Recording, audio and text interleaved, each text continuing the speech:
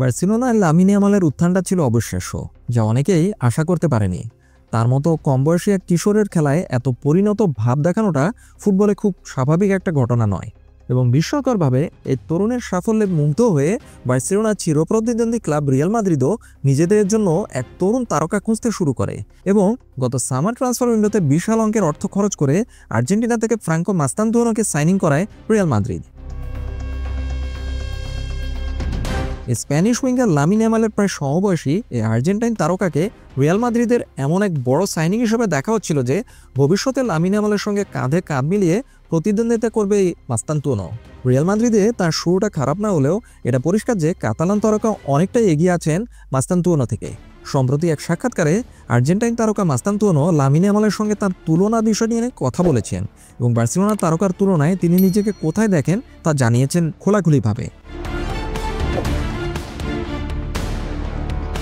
মাস্তানতুয়ানো তুলনা পছন্দ করেন না বললেও লামিন ইয়ামালকে তার প্রতিদ্বন্দ্বী হিসেবে উল্লেখ করেছেন। তিনি বলেছেন, আমি তুলনা করা পছন্দ করি না, তবে লামিন ইয়ামাল অথবা বার্সেলোনা অথবা স্প্যানিশ জাতীয় দলের কোনো তারকার সাথে প্রতিদ্বন্দ্বিতা করাটা সবসময় ভালো।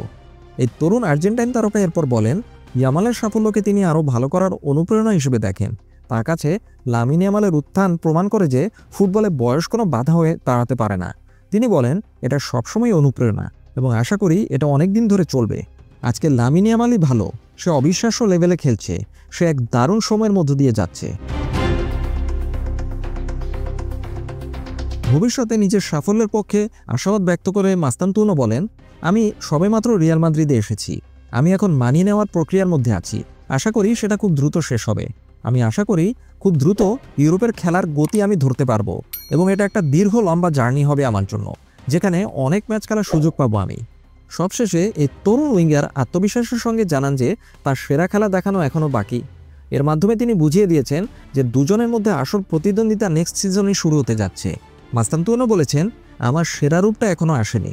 রিভার প্লেটে আমি যে ভালো সময় কাটিয়েছি তার ফলেই আমি এখানে এসেছি, কিন্তু এটাই আমার শেষ নয়।